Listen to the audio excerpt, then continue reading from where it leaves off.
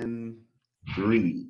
Hey, everyone out there. I'm so excited to be with you for another episode of the Author Spotlight. The Author Spotlight is for those individuals who are change agents, thought leaders, those who are planet shakers, who are changing life not only for themselves, but for others by sharing their story with the world, but also through their entrepreneur endeavors and also their philanthropy and just being actual givers. Believe it or not, these individuals are givers. So this is an informal approach to being able, just like you're having a latte at Starbucks or your favorite cafe, and you're able to deep dive and get information that will cost you millions sometimes to be able to receive by some of these top producing people across the globe. I have a top producer here like no other. I got the main man here. He's the filet mignon, not the bologna. He's the real deal, not the phony. I got Mr. Jerry Acuff on here today. And before Jerry comes on, I just want to share a little bit about Mr. Acuff. He is the CEO and founder of Delta Point in Scottsdale, Arizona, and is a graduate of the Virginia Military Institute. Delta Point works with sales and marketing leaders to implement innovative ways to sell and market in today's crowded marketplace. Jerry's client list includes 15 of the top 100 companies in the world. Just to know that he has more, he's not a jackleg. Jerry has been featured on MSNBC, the ABC Radio Network, the Fox Radio Network, and also in Sales and Marketing Management Magazine, Entrepreneur Magazine, the Wall Street Journal, the Street.com, Investors Business Daily, Fast Company, Selling Power, Reader's Digest, and Selling Power Live. Those are just to name a few of the accomplishments that Mr. Acuff has been able to experience and accumulate over his tenure of impacting others by teaching them how to sell and have the life that they desire. Mr. Acuff, could you share with the audience a little bit more, anywhere that I might have, could you fill in the gaps anywhere where I might have left something out? No, I think the one thing that people think, Darren, when you read your bio is that you've had this, charmed life of success. And the truth is, my life has been a series of successes and failures. When I started this business 16 years ago, I'd been fired from a job, which was completely a surprise to me, and in my mind was unjustified. But I was 51 years old. I had a 1-year-old child. I had enough money to last me 4 months. And nobody wanted to hire a 51-year-old guy that lived in Phoenix, Arizona to be in a drug business, even though I had run a pharmaceutical company. And so, I basically started my life, over again at 51 with nothing and using, my ability to sell and the network of people. I've been able to build a company that has 30 employees, is probably the premier life sciences commercial excellence consulting company in the world. Probably the only one too, by the way, which makes us the best and the worst. But just basically have accomplished an awful lot in my life, but it was never easy, never easy. And I think people need to understand that, no matter how successful you are, whether you're in sales or anything else, there's always these series of good things and bad things. And if you have the mindset that failure is not an option, if you have the mindset that as long as you're good at what you do and you have a powerful network, you can be successful, you can come out of it. But so the thing I want people to know is that I'm an introvert by nature. I teach people, I have a virtual training program, and I teach people how can you sell by not being pushy and aggressive? And how can you have a 7-figure income? And I think people need to understand that selling is something that anybody can learn as long as they get the right definition of selling. So that's probably more than you want to know about me, but there you go. Awesome. Thank you so much. And I just want to bring that up when you speak about the importance of selling. I think we're just in a time, and that's why we're going behind the scenes. I just want to lead off with this because you brought up that initially. I think we're in a time period, and you correct me if I'm wrong, Mr. Acuff, where a lot of people are so opposed when they just hear, it's just like you curse someone's mother sometime when they hear sales, because it has taken a negative connotation as far as what some might think of as the old school used car salesman or somebody got it. But that's not true sales. Could you just, if you don't mind, just give us what is sales, like a definition, a brief definition of what is actually sales? That's a great question. It's the first chapter of my book, What is Selling? And candidly, it was the thing that made me understand that I could do it. I had my first sales job. I sold Lipton tea in Jackson, Tennessee. And Darren, I quit because I couldn't get out of the car and call on customers because I believed that I was pushing things on people that didn't want me to push things on them. And I listened to a series of audio tapes 30 years ago by a guy named Fred Herman called Keep It Simple Salesperson. And those tapes changed my life because he said this. He said, look, if you ask 100 people what is, to play word association with the term salesman, 97% of the responses will be negative. And people have exactly the stereotype that you just described. The truth is, though, that selling is really two things. And this is what Fred Herman said. He said, number one, selling is teaching. In every successful sale, some education takes place. The customer learns something that they didn't know before. Now, he goes on to say that the best salespeople are like the best teachers. They don't lecture to you. They make the interaction fun. They make it interactive. They ask questions. They listen. They really try and figure out, is their product or service a good fit for the other person? The second thing he said was that selling is finding out what people want and helping them get it. Not what they need, but what they want. And he goes on to say that most people don't know what they want, but they think they do. And so the job of the salesperson is to help people see that what they really want is maybe something slightly different than what they were thinking about. And then the last thing he said, which was hugely, profoundly effective to me, he said, if what we want, they don't have, if what they want, we don't have, they have no right to sell them what we do have. And I said, my gosh, what you're saying is all I have to do is go and find people who are looking for what I'm selling. So I start almost every sales conversation saying this: I don't care whether you buy my product or service or not. And I don't care. And I say in my book, the less you care about the sale, the more you sell. And so what do you care about? Well, you care about knowing your product, knowing your customer, asking great questions, being a good listener, and helping them find out whether they're a fit or not for your product. Now, I'll give you an example. In your business, publishing a book in 30 days. If you're a person who's dying to have John Wiley and Sons publish their book, they're not going to let you publish their book. If that's the most important thing, to be published by one of the big publishers, you're never going to get that business. Mm-hmm. However, the average person doesn't understand that doesn't really bring you a whole lot of value. Now, having published 4 books, through a big author, I tell everybody I would never do that again. And it's not because I didn't enjoy the experience. It's not because I don't love John Wiley, but I do. But it's because now that I understand this, which I didn't when I did this in the beginning, I understand that self-publishing is just as effective, far less expensive, and has so many more benefits than publishing on your own, because the fundamental truth is if you write a book, you are responsible for marketing it. And unless you are, the woman who wrote Harry Potter or the guy who wrote the Da Vinci Code, you are on your own. So my point is, people don't know what they want, but they think they do. So the right definition of selling, I tell people, anybody can do it if you really care about people and if you have a great product that you believe in. Awesome. And I just want to understand, like, say, for instance, you have done several books now. And so just to lead off, what was the name of the first book that you did? The first book, I've done 3 iterations. I did the Relationship Edge, then I did the Relationship Edge in Business, and then I did the Relationship Edge, the Key to Strategic Influence.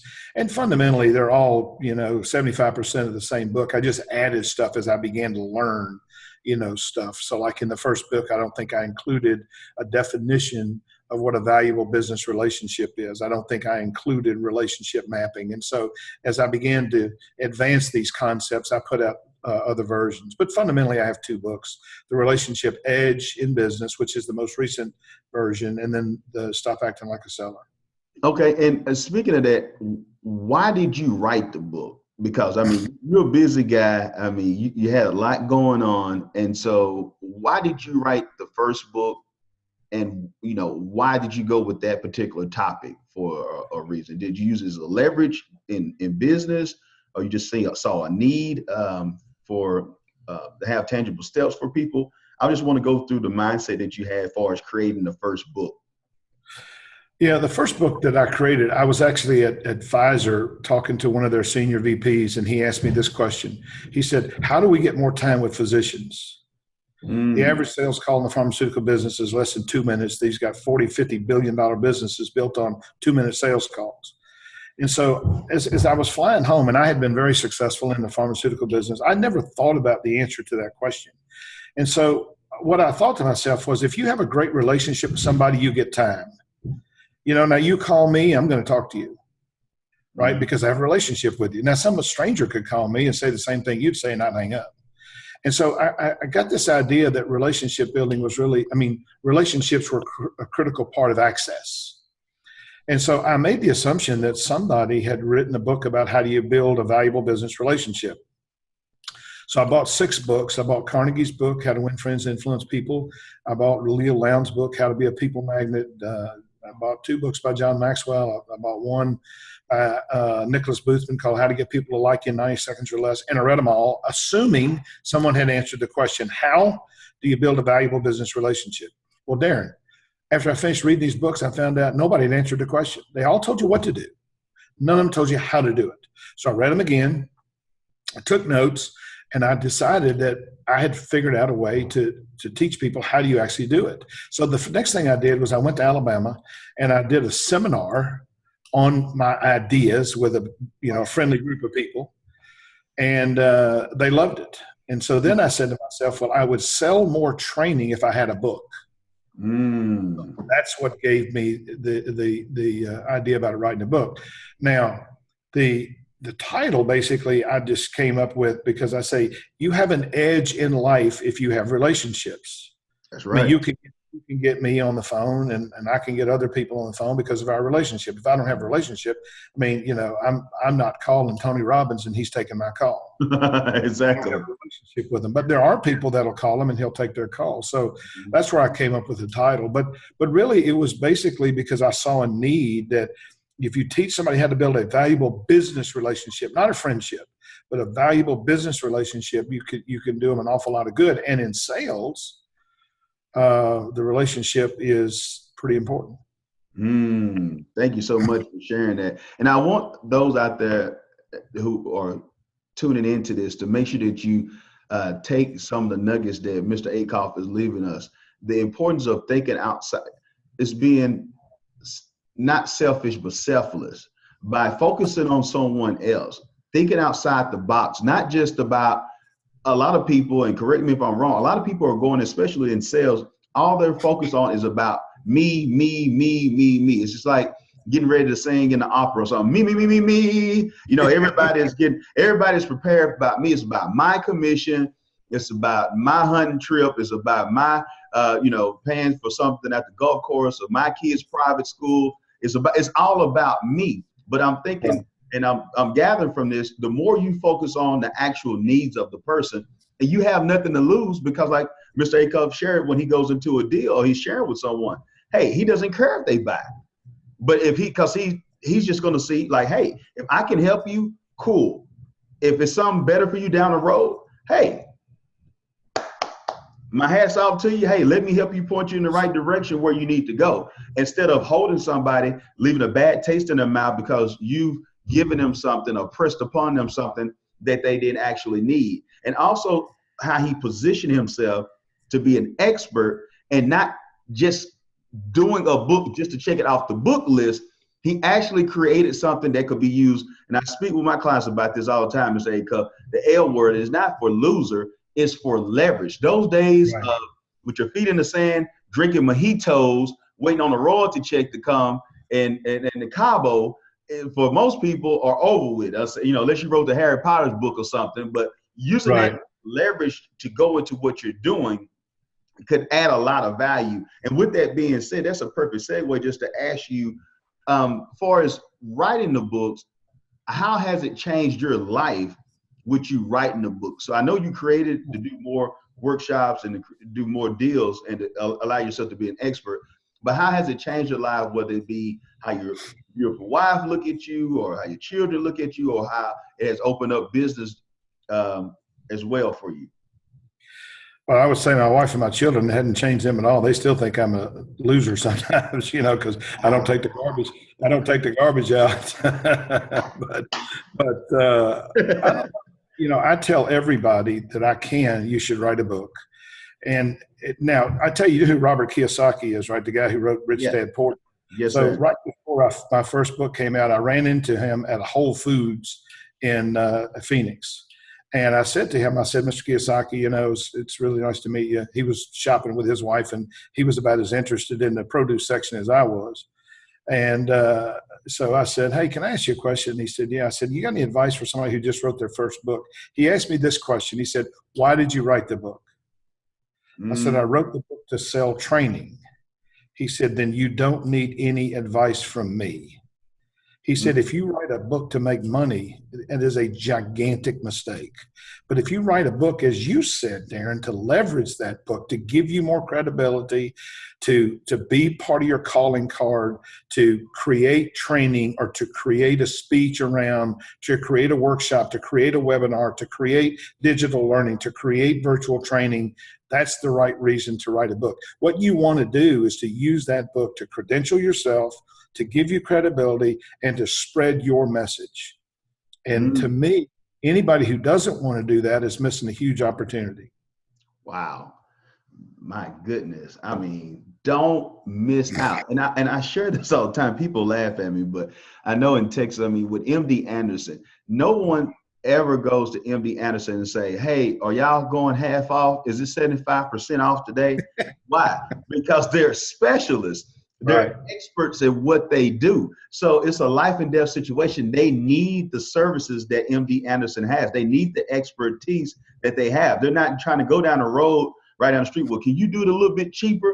No, people will pay a premium for those who are experts and who are leading in their field. And with your busy schedule now, it's one thing that you created the book. It's one thing that you grew your influence. But how did you do that? Being married, having children, running businesses, all the business that you have, what it takes to run a business. Could you just give us some hacks on how you were able to get content done? Or was it getting up early in the morning, blocked off time? Could you just share anything with us that could be of value? Well, I actually used a ghostwriter for two reasons. One is because I didn't have a lot of time. And a really good friend of mine, Jerry Coletti, who wrote a book on compensation, I had asked him, how do you get a book published? Because honestly, Darren, I didn't know. And I think the average person who wants to write a book doesn't know. And I think what you're doing is so important. But so he said, hey, you need a ghostwriter. Well, I didn't know what a ghostwriter was. And so he gave me his ghostwriter, and the guy's name is Wally Wood, and Wally is like the quintessential English professor, and he's written probably 15 or 20 books as a ghostwriter, and he's phenomenal. But I called him on the phone, and I just interviewed him, and one of the questions I asked him is, why do you want to write this book with me? And he said, because I want to get better at building relationships. So anyway, I used a ghostwriter, and what I did was I would call Wally on the phone, and Wally would tape our conversations, and I would make an outline of everything I wanted to talk about, and I would just do it stream of consciousness, and then he would then come back to me and say, okay, we need you to get a story about this and this and this, and I'll get a story about this, and we'll put all this stuff together in a book. So I didn't really write. I write my blog every week, and I write all kinds of stuff, but actually the book was written between me and Wally in a collaborative effort. And it was mainly because I did all of the editing on an airplane. I mean, I do about 150,000 miles a year on an airplane. So that's the way I did it. It wasn't an easy process. Now, the other thing I did, and I think this is really important, my wife, Mary Ann, who's my business partner, she and I started this business 16 years ago. She actually is the person who edited my book, and she is a detailed person out the wazoo, and she is a phenomenal editor, and she would challenge me and Wally, and we would say, golly, we never thought of it that way. So, you need sort of a team of people, and I was lucky enough to have a team of people. But I mean, look, I tell people what you need if you want to write a book is, number one, a recipe. And people buy recipes, 7 Habits of Highly Effective People, Cialdini's, Psychology of Influence. That's a recipe. If you get a recipe, then it's a lot easier to write. I sort of had to stumble through mine with Wally, but I was able to do it with somebody else, and that made it easy for me. Awesome. Plus, I thought he would make it better. I mean, I always thought two heads are better than one, which I still believe, you know, and then getting my wife involved in editing made a huge difference because she changed the book probably 25%. And always having a woman helps, you know. Yeah, there's no question about that. Well, without one, in my case, you're in trouble. That's it. I totally believe in it. And with that being said, Mr. Acuff, how has publishing the book changed your life? Have you seen any business growth off of it? I know you wanted to do it for a reason, but could you just share with us what have been some changes or doors that have opened for you because you published the book? Well, I can't understate the impact that the book has had on my life, because I really believe, Darren, that a book gives you it just sort of, everybody believes you're an expert if you wrote a book. Most people don't write a book. Hell, most people don't read a book, much less write a book. And so writing a book, it has changed my life. I mean, my business, when I wrote the book, I was probably doing $1 million, and we're going to be north of $10 million next year. You know, it was my wife and I. We have 30 employees now. I've done business with 15 of the top 100 companies in the world. You know, I'm rated one of the top 5 sales experts in the world. I was called one of the 50 greatest salespeople of all time. Nobody does that if you don't have a book, and nobody does that if you don't have a book that people like to read. So I don't think people can understand until they do it what having a book does for them. Number one, I can give anybody my book and say, read this book, and if you don't like this stuff, don't pay me money. If you do like this stuff, you're going to want to throw money at me, because this can change people's lives. But so it credentials you, it gives you credibility, it gives you a calling card. It is the gateway to greatness and financial freedom. And anybody who's not calling you that's interested in a book is lost their mind. Man, exactly. I mean, that's enough said. That's as they say in the hip hop world, Mr. Acuff, you just dropped the mic. You just dropped the mic real quick. you just dropped the mic. But it's so true. I mean, who am I without these books? I mean, you know, I'm able to get on. I do 100 radio interviews in the last 4 months. Jerry's a leading expert. You're not a leading expert without a book. You're not. And you know, maybe if you've had some incredibly diplomatic or political career, you can do that. But the average person, and I'm an average person, man. I come from a family. My parents were married 9 times. You know, my mother was an alcoholic. You know, my stepfather pulled a gun on me twice. I mean, I grew up in a very, very humble, poor environment. So this is America, and anybody who wants to be successful can be successful. Now, the one thing I'll tell you, and I do a lot of work with underprivileged African Americans, because I own a charity. I'm on several boards, but this is one that I'm most in love with, called College Orientation Workshop, run by an African-American that I play football with in VMI. And I tell these kids every year, and I have them come to my house, there's 30 of them, and I have them come to our house for an afternoon of fun, you know, in our barn and our pool and et cetera. And I tell them all, I said, you know, one of the things that you have to learn is that you have to find somebody to help you succeed in your life. And I said, for every person who wants to succeed in life, there's someone who wants to help you. Now, in my life, that person found me. His guy's name was Bud Garrett. He's 90 years old, lives in Mississippi. He's one of the greatest people in the world. He found me when I was a punk. I was a thug. I'd been arrested for shoplifting. I was smoking and drinking when I was 12. And he changed my life by getting me interested in sports. But everybody needs to find somebody that'll help them succeed. And the biggest problem we have in underserved communities is that we're not sending enough people in there who understand how do you change kids' lives. What we're doing is we're allowing these kids to be exposed to people who are going to change their life in a negative way, and we need to put more positive role models in there. But you have to find that person. Don't wait on that person finding you. And the only way somebody's going to mentor you, the only way somebody's going to help you is if you ask them. But when you ask somebody to help you, only one of 2 things happens. That person doesn't help you, in which case you know there ain't much substance there, or they decide to help you, in which case your life's about to be changed. But to not ask is a gigantic mistake. And everybody, including me, I have 5 mentors. 5. One's 32, one's 60, and the rest of them are in between. But without those people, I would never be successful. If it wasn't for Jerry Coletti telling me about writing a book, I'd never written a book. And so to me, people have to understand, one, get you some credibility. But once you get some credibility, don't act like you're brilliant. Just keep learning. I bought, an equity stake in a book summary service because I read 100 book summaries a year. And this is the best book summary ever. It's called Read It For Me. Because I want to continue to learn. So write a book, but then read a bunch of books. Write a book and then get a mentor to help you be great. And if you do that, you can wake up like me with a 7-figure income, and have an awful lot of credibility. But without a book, all of that's hard.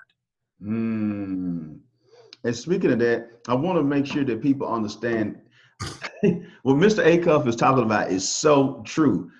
And you want to add value to people. So I'm looking at here, let's just be honest with it. I'm seeing Jerry doing amazing things. I'm following some of his work. I just run up on him because I seen some stuff with, I think it was Grant Cardone, I think it was Brad Lee, and I'm looking at Jerry Acuff like, wow, man. And I'm checking out his Instagram page. And I'm like, man, this guy got some great content. He has a lot of stuff going on. I said, I got to reach out to this guy. And this was Mr. Acuff is talking about. You have not because you ask not. Right. I even had people who tell me like, oh man, I'm just showing you how small-minded, but I get those people out the way quick. Like, oh man, that guy's not gonna, he probably ain't gonna have time to do anything. Now here I am with an interview with Mr. Acuff that he made time. I didn't schedule him and his beautiful wife made time for him to be able to share, even though he has a high school reunion and other things, he made time to share. But it goes back to what he was saying. If you don't ask, another thing is add value to some people. I told him, hey man, share about your products and your services, share about your company. Let's get some books sold for you. I didn't just come and saying, give me, my name is Jimmy or Kimmy. I said, let's create something. Let's build a platform to have you. But if I don't do the books, then I don't have the company.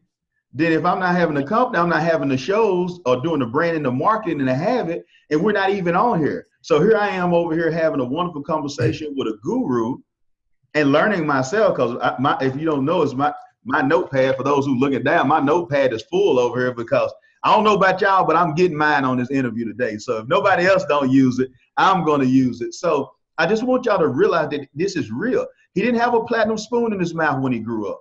And I think you're saying something that I want the audience to understand. Just because, so to speak, quote unquote, some might look at him as a white Anglo-Saxon Protestant, or he's white, or he's a life of privilege. That don't mean jack. Mr. Acuff had to get it in. He had a situation growing up that can beat anybody's for most part, how they grew up. And so all these excuses of whether it's color, whether it's your socioeconomic background, whether it's your gender, not saying that you don't have stuff that you got to encounter, but so does everybody. The key to it is getting up, busting your chops, being willing to continue to be a lifelong learner, being able to humble yourself and get around other change agents and thought leaders and people who stretch you. You see what I'm saying? He could have an ego and say, why would I learn from somebody who's 30 years old? Why would I pay somebody else? I got so many books, I'm doing this. Because he's able to be a great follower, that allows for him to be a great leader. Would you agree with that, Mr. Acuff? Oh, I couldn't agree with it more. My book, The Relationship Edge, the very first thing I say is that the most important decision you have to make about relationships is, would this other person want a relationship with me? Ooh. And if you say to yourself, well, Jerry wouldn't want a relationship with me because he's wildly successful and he's been written up in all these magazines, he'd been to the White House to talk about healthcare reform. If you make that decision, you'll be right. But I tell people, look, you go get a relationship with whoever you want. You're only going to find out one or two things. You're either going to find out that that's a pretty decent person. Doesn't matter what color they are. Doesn't matter what their ethnicity is. Doesn't matter what their religion is. If you want a relationship, go get it. If you don't get it, then you learn that person's a jerk. Well, hell, that's good news too. Then you know who to avoid. But listen, I wanted to meet the basketball coach at Arizona State. I mentor college basketball coaches as a hobby, and I get to a lot of time with some of the brightest young people in America, many of which are, as you know, African American, and they are just the most wonderful people in the world that I get to deal with because of the coaches. Well, I didn't know Herb Sendek. Well, Herb Sendek is the fourth youngest coach in America to 400 victories. He's the only coach in America that has been coach of the year in 3 major conferences, and he don't know me from Adam. But I want to meet him. So how did I meet him? I asked everybody I knew in Phoenix this question: how well do you know Herb Sendek, if at all? I didn't say, do you know him? I said, how well do you know him, if at all? Finally, a guy said to me, oh, I know him pretty well. My next question was, how comfortable would you be introducing me? I didn't say, would you introduce me? Because that's the wrong question. I said, how comfortable would you be introducing me? He said, well, I'll get you breakfast with him. Now, just like you said, Darren, and I think you're brilliant here, bud, I went with something in my bag because I knew what he was thinking. What are you going to do for me? So when he asked me, and I introduced myself, I told him some of the other coaches that I worked with, who he knew, and he said, so what do you want from me? That's what he asked me at breakfast. And I said, I don't want a T-shirt and I don't want a ticket because I can afford both. I said, what I would like to do is I'd like to interact with your kids. I'd like to teach them, how do you set and achieve stretch goals, which is in my Jerry Acuff virtual training. How do you build a valuable business relationship? And these are two things your kids are not going to learn in college, but I'll teach them. And that's all I want. And I said, now, if you and your staff want me to teach you how to recruit by using selling techniques, I'll do that too. And I turned that opportunity to meet one of the most famous basketball coaches in America into a lifelong friendship. This is a man who is one of the most wonderful people I've ever met in my life. And let me tell you what this guy does. He's an introvert by nature, brilliant guy from Carnegie Mellon. I'd go to the ball games after interacting with his kids. At the end of the game, I have a son who at the time was like 12. He would after the game, they'd win a big game. He'd come and get me, and he'd say, come on, I want Ryan, my son, to go in the locker room. Wow. And so he would take my kid into the locker room. These 7-foot kids, and all these kids knew who Ryan was. But I'm saying, here's a guy, because I built a relationship with him and I made the effort to do that. I said to me, I think he would want a relationship with me. He not only became a lifelong friend, he had a huge impact on my child. And so what we don't understand is how these relationships ultimately evolve. But if you want one, go get it. You and I are at the beginning of our relationship. And I can promise you that it is just that. It is the beginning. But it's the beginning because you reached out to me. It's it, because you had made the decision that I was too important, which I ain't. I'm just a regular guy, and anybody that thinks they're anything but a regular guy is a jerk. There you go. We're all the same. I don't give a dang who you are. You know, we all put our pants on the same way, and anybody who's got their ego so blown up that they think they're somebody, they ain't nobody. But so I mean, I respond to everybody. Everybody. Sometimes it takes me a while because I get an awful lot of people who want to interact, but I respond to everybody because I believe this. If you're another human being, you have dignity, and it is absolutely criminal of me to strip you of any of your dignity. Wow.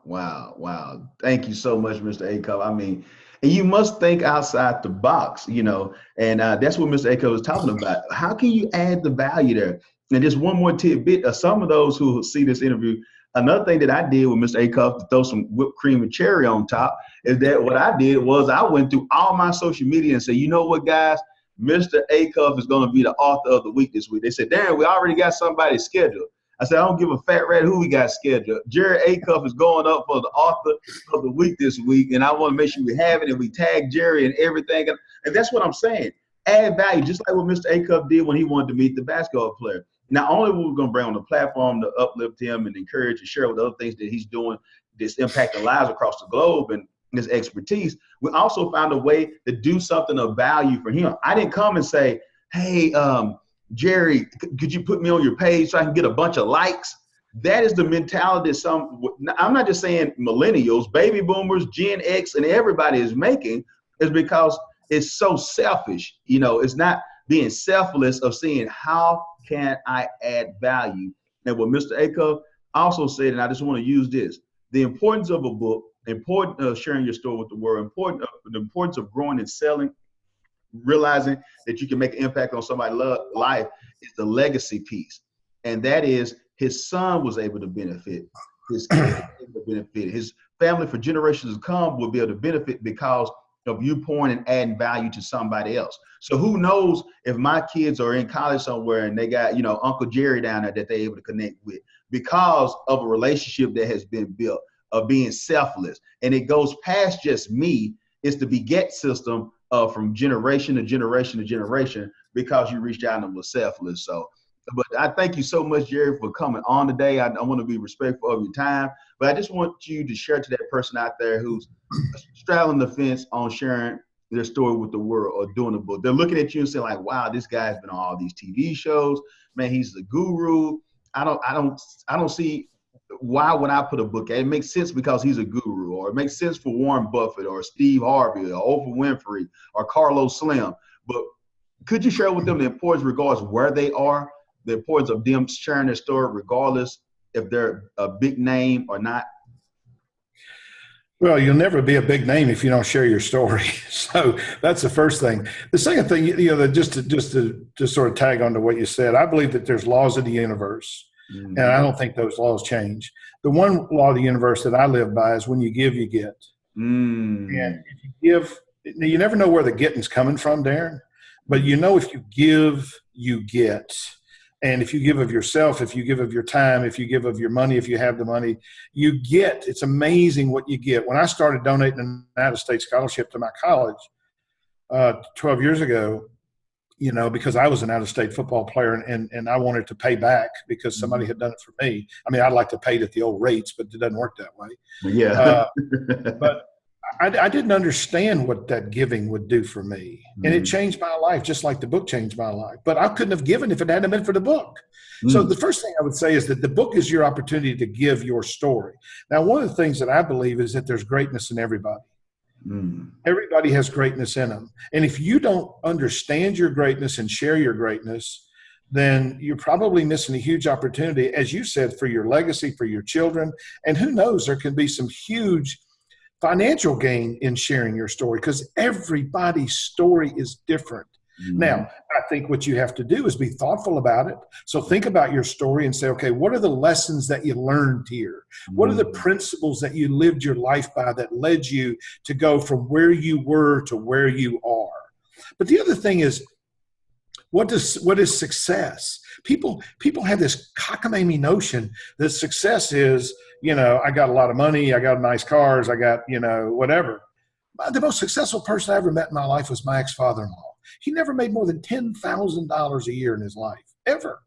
And he was the happiest person I ever met because he loved his life. You see, to me, success is not getting what you want.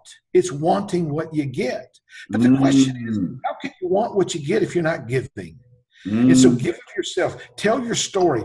Force yourself to think about writing a book. Force yourself to write down who you are and how you became who you are. And what are the lessons that you would share with your children or your nephew or your grandchildren or some young underprivileged kid who came to you and said, gee, Mr. Palmer, tell me how to be successful.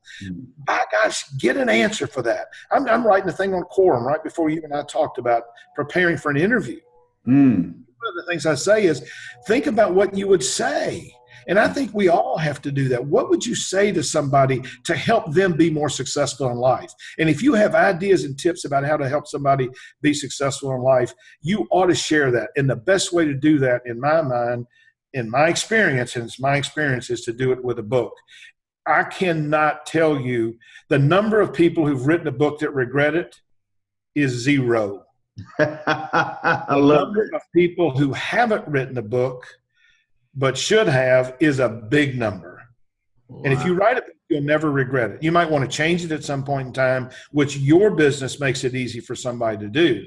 But nobody will ever regret writing a book. Wow. Man, that is it. I mean, man, that is a value bomb. The number of people who have written a book regretting it is zero. That's a wonderful statistic that can punch anybody in the eye or the throat, so to speak, as Mike Tyson would tell them back in the day. Is that, this is something that we must understand. At the worst case scenario, you will have no regrets by sharing your story. Some value in it regardless. So I want to thank you so much, Mr. Acuff, for taking time out of your schedule. I really appreciate it, my friend. And I want to thank each and every one of you who have come in and tuned in today. Make sure that you stay connected to Mr. Acuff. Mr. Acuff, before we leave, could you share how people can find out more about your businesses? Was the read it information, the website for that, whatever you need to share. Could you just give more information to them right now where they can contact you?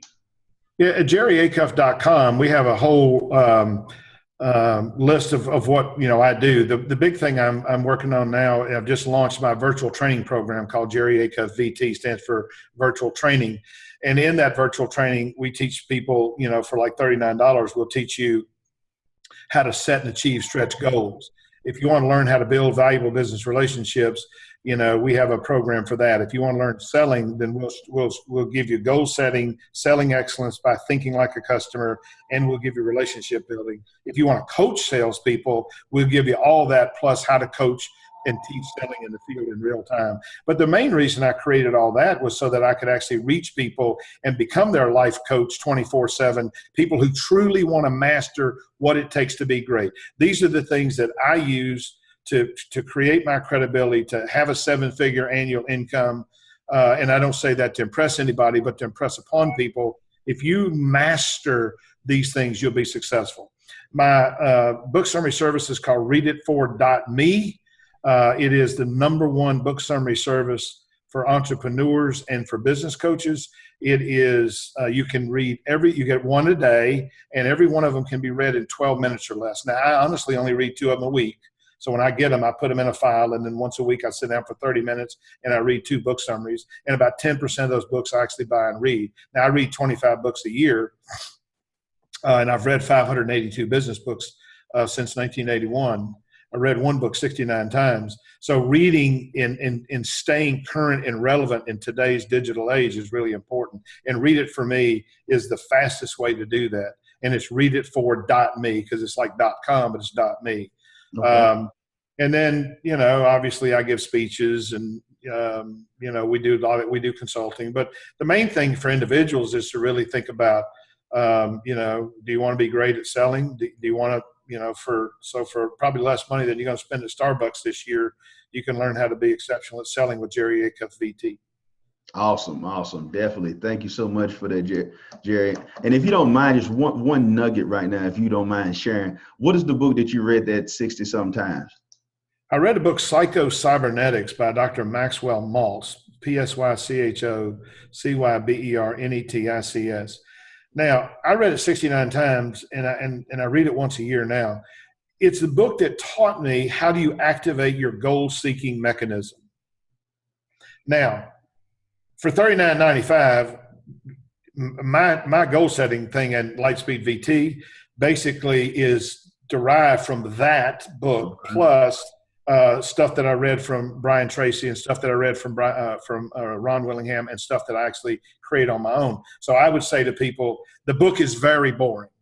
You got to read it like 10 times to actually get anything out of it. But once you understand the fact that all humans on the planet have a goal-seeking mechanism that's like a heat-seeking missile, and once you learn how to activate it. And so what I go over in my virtual training is the 5 rules for setting and achieving stretch goals. The average person doesn't know what those goals are. They don't know how to rely on those goals. And if you learn those goals, which is fundamentally airlifted. Now, Maltz doesn't talk about these in his book. I just created them based on having done this for 30 years. Yeah. Okay. Yeah. That's the book. Get the virtual training, people. That's what I'm going to do. I know I'm going to sign up for it myself or whatever. And I actually probably look at the signing up for as the consultant on teaching salespeople as well. Getting my team together, and when people come in to have that understanding to move forward on. So thank you for sharing that information, especially don't forget Jerry Acuff VT for the virtual training. For those of you who want a more personal touch and experience with Jerry, this is the best way to get it and take your profits up and walk in your purpose. So once again, thank you again, Mr. Acuff, for coming in and sharing all that wealth of information today.